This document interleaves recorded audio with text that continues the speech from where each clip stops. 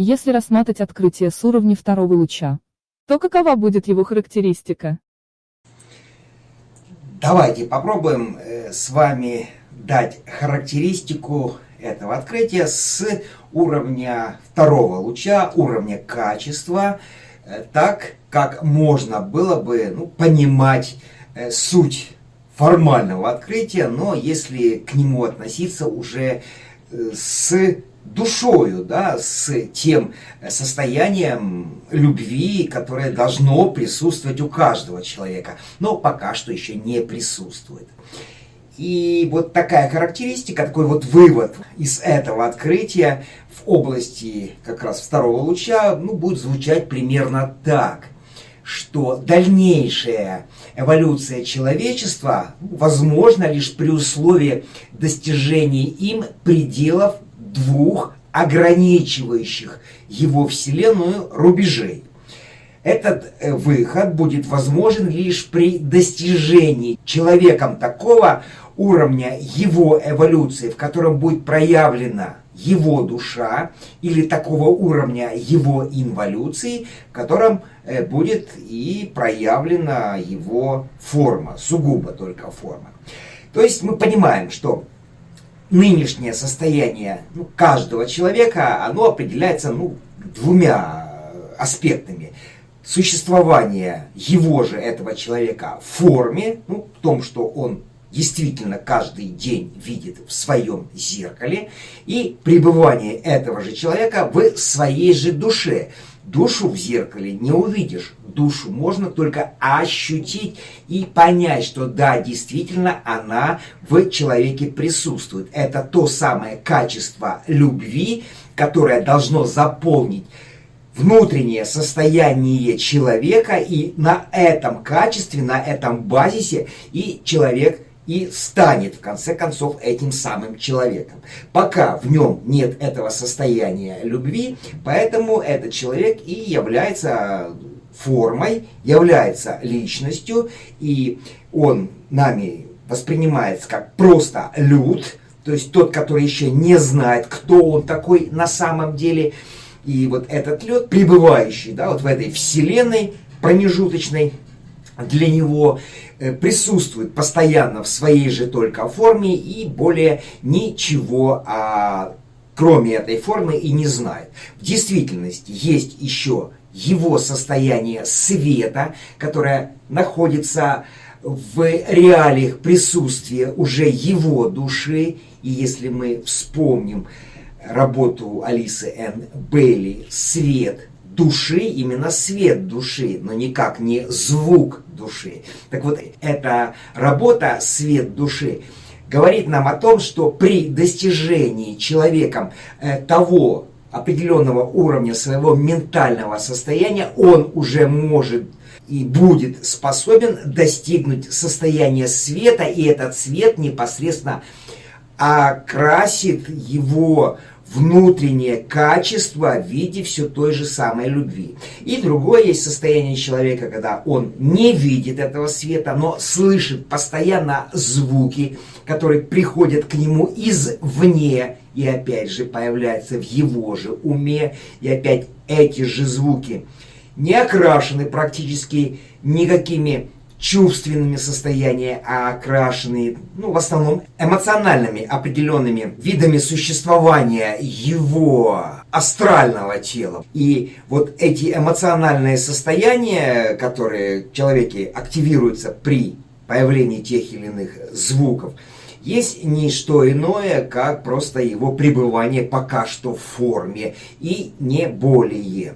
Поэтому человеку в любом случае необходимо, человеку именно, никому, не люду, не еще кому-нибудь другому, а именно человеку необходимо понимать, что он изначально вышел из реалий, внутренней для него вселенной, той вселенной, которая и определялась существование звуков, но этот человек обязан, если он себя считает человеком, двигаться в том направлении, где уже проявляется у него в уме свет, и где этот свет пока что вуалируется все тем же светом, исходящим из небесных светил. Пока человек пребывает своим умом в предоставленной ему Вселенной и не видит ее границ, то такой человек не способен к эволюции. Конечно, человек, который находится только в своей вселенной, в той вселенной, в которой он живет, или в ограничивающей его форме существования, этот человек не эволюционирует, он просто определенным образом находится в переборе различных своих состояний, которые ему предоставляются в процессе его же развития. И человек в процессе вот этого выбора, перебора различного, наблюдает за теми или иными состояниями, которые находятся объективно вокруг него, пытается войти в эти состояния в контакт, притягивает их себе, выбирает, какой ему нравится и не нравится, потом снова выбирает. И вот это состояние человека, пребывание в самом себе, в своей самости, да, в своем эго, внутри самого себя, не дает человеку пройти этап эволюции, то есть сдвинуться. А эволюция, как мы понимаем, это скачок. Он должен сдвинуться из этого состояния вечного перебора в то состояние света, которое уже этот перебор ему перестанет представлять, поскольку сам свет и покажет, что является для человека нужным, а что является для него ненужным. То есть для человека в таком случае выбор как таковой отпадает, ибо этот выбор уже будет сделан с уровня его же души, которая и есть, собственно, сам человек. И эта душа на всем том же понятии интуиции и будет для каждого человека выдавать то, что ему необходимо для его же развития, а не как просто существование в ограничении некого кокона и в его существовании как отдельной личности, его функционирование в своем и только своем микрокосме и так далее. То есть вот это обычное пребывание человека в самом себе, в самости, не может быть для него чем-то полезным. Это есть состояние временного его существования, из которого он должен обязательно вырваться. Человека можно воспринимать как микрокосм относительно вселенского макрокосма. И его внешняя граница замыкается на его же каузальном теле. И оно, по всей видимости, как раз и является источником микровселенной человека. Или того, что вмещено в его личность. Конечно, сам человек, как мы его сегодня воспринимаем, это человек, находящийся на 3 нижних уровнях проявления энергии и субстанций, которые присутствуют, собственно, вот в этом нашем космическом, физическом плане. Вот эти энергии и субстанция являются основой для его построения. То есть человек строится на базе материи, то есть физическое тело его строится на базе плотных, каких-то форм, на основе эмоций и на основе его мыслей. То есть мы говорим о трехмерном человеке, обычном человеке, и вот этот трехмерный человек и определяется состоянием его же личности. То есть эта личность формируется тем понятием, которое нам известно как каузальное тело. И мы ранее рассказывали, что каузальное тело находится вовне человека, оно по вибрациям выше, чем, собственно, вибрации непосредственно физического, эмоционального и ментального плана, но это же каузальное тело находится внутри самой той же личности, и с помощью этого же каузального тела и выстраивается эта личность, и скрепляется эта личность, опять же, этими связями, которые формируются внутри существования этого каузального тела, которое по вибрациям выше всех тех энергий, из которых стоит пока что человеческая личность. Но если человек начинает разрывать эти связи каузального тела, которые создают его личность, этот человек выходит на уровень уже другой вселенной, макровселенной, то есть той вселенной, которая находится за пределами существования его личности.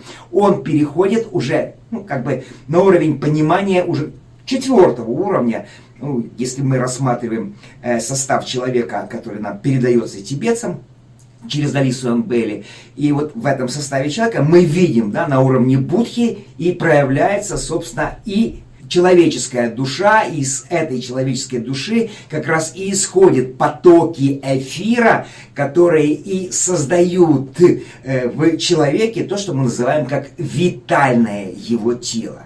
Ну, мы еще давали в прошлых наших видео такое определение, как брутальное тело человека. Ну, в действительности это некий наш неологизм.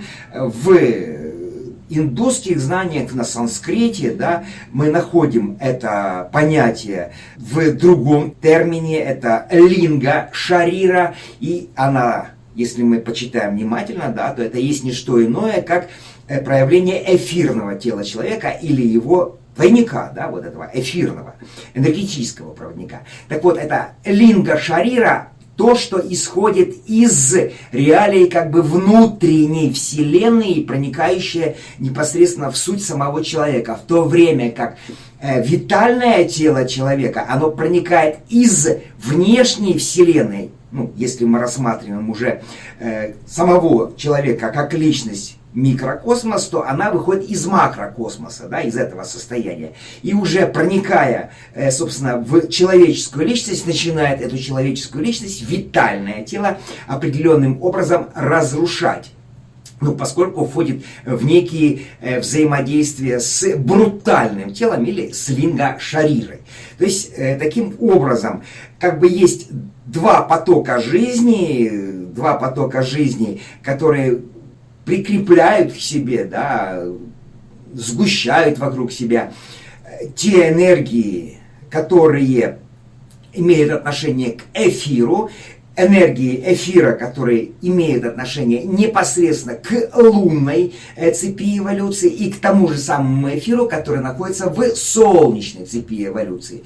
И это два разных эфира имеют абсолютно разные частоты своей вибрации и, опять же, поляризации относительно друг друга. Мы уже рассказывали о разницах между вторым и третьим лучом.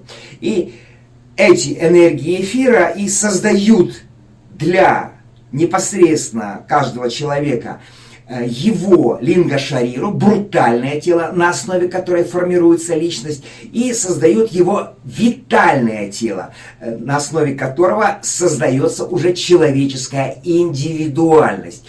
И если человек находится внутри своего микрокосма, ну, ограниченный пока что существованием своей собственной личности, то о макрокосме, о существовании его души, понятно, потом и воли, да, жизни, проявления, ему ничего не известно, и поэтому он остается внутри своего же кокона. Для него нет никаких вселенной, кроме той вселенной, которая в этом же коконе для него же и проявлена его в личности. И вот в этой вселенной человек вынужден существовать достаточно долгое время, до тех пор, пока у него с уровня существования либо его души, либо с уровня существования его личности, да, не будет принято конкретное решение, что дальше ему делать и как дальше ему развиваться, в каком направлении ему дальше двигаться.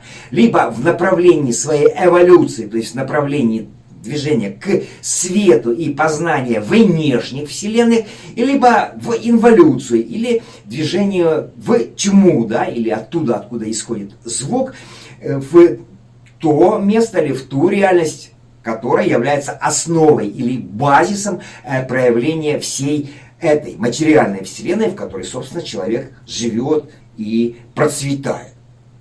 Другими словами, личность и воспринимаемая им вселенная – это аналоги? И если человек не вышел за пределы своей личности, не осознал у себя душу, то ему наплевать на всякие другие вселенные, которые есть, и которые полностью влияют на его внутреннюю вселенную. Абсолютно верно. Вот мы сделали анализ относительно того, ну, что мы предоставили сначала определенным учащимся для того, чтобы они осмыслили это открытие. И в результате выяснилось, что из этих учащихся никто так и не понял суть этого самого открытия. Почему? Потому что все они пока что вынуждены существовать в своих микровселенных, в своем микрокосме. И поэтому для них вот эти существование внешних и каких-то внутренних вселенных абсолютно не принципиально. Они живут в своем собственном котле, варят свою собственную кашу и питаются этой же кашей. И для них то, что является, собственно, и рецептурой, для этой каши, мы говорим о звуке, и то, что подогревает ее снизу, мы говорим о свете и огне, является базовым, ингредиентом для самого кашеварения, для всех людей, абсолютно это как-то и не нужно, и не важно, и для учащихся тоже, и для людей тоже, для всех, без исключения. В принципе, это открытие дано было не для народа, оно было дано для интеллигенции. И почему? Потому что, собственно, сам народ, то, что мы относим к проявлению атлантического человечества, он акцентирует свое внимание или свое существование в основном на эмоциональном плане. На втором плане снизу, или на уровне шестого луча проявления всех 7 лучей, формирующих его. И поэтому для такого проявления народа, для такого человека, понятие мысли как таковой достаточно еще далеко. Он находится в состоянии эмоциональной оценки, на уровне своего чувственного восприятия мира, того, что он узнает или же не узнает, потому что это незнание ему не дается только потому, что запрещено ему те или иные знания получать. Мозги могут взорваться, которых еще пока нету у большинства из представителей того же самого народа. Так вот, если мы обратимся к народу, то мы назовем его, скорее всего, как эмагентами, по аналогии с интеллигентами. Интеллигент — это интел, мысль, интеллект, а гент — это genesis, движение, жизнь. Так вот, у интеллигента жизнь проявлена в его мышлении, а у народа, эмагентов, жизнь проявлена в его эмоциях.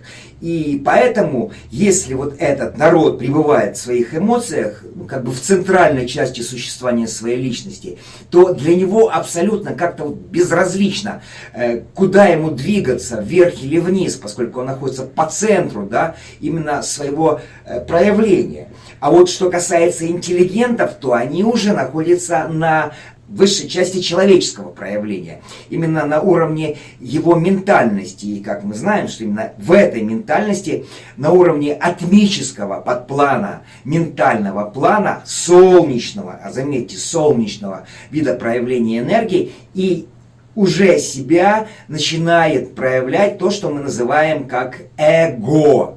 С заглавных букв, или то, что мы говорим как джива, или то, что мы говорим как ангел, или то, что является ничем иным, как божественной человеческой душою, которая, собственно, и наполняет состояние витального человеческого тела на уровне ментальности. Поэтому, когда мы говорим, что открытие было дано для интеллигентов, это значит, что оно дано только для тех, кто пребывает в своей жизни на уровне интеллекта, на уровне его ума, мыслей.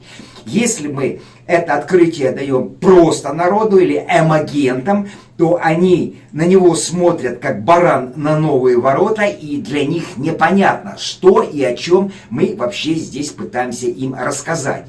Зачем им это знать, если они живут только своими эмоциями? Но интеллигенты, мы говорим о тех, кто действительно сегодня проявляет цвет расы, арийской расы. Именно для них и дается это открытие, чтобы уже из самой группы интеллигентов провести ее разделение на тех, которые больше привержены притяжению к звукам, и те, которые привержены к притяжению к свету. Таким образом произойдет и кристаллизация арийской расы. на уровне интеллигентов, то есть на уровне тех, кто действительно является мыслителем. И именно эти мыслители, по большому счету, и являются теми самыми советниками, консультантами, помощниками всей той нынешней, да, так называемой пока что арийской элиты, которая управляет состоянием эмагентов и народа, да, и которая пытается направить этот народ в то или иное русло его существования. Ну, народ этого не знает, и он думает, что он сам по себе живет, и вот сам себе выбирает, как жить. А ему выбирает, как жить, и вот эту жизнь он и впитывает в себя. Но источником для этой жизни является никто иной, как нынешняя интеллигенция, и при этом, поскольку уже сейчас можно сказать, что интеллигенция разделена на два лагеря, на тот лагерь, который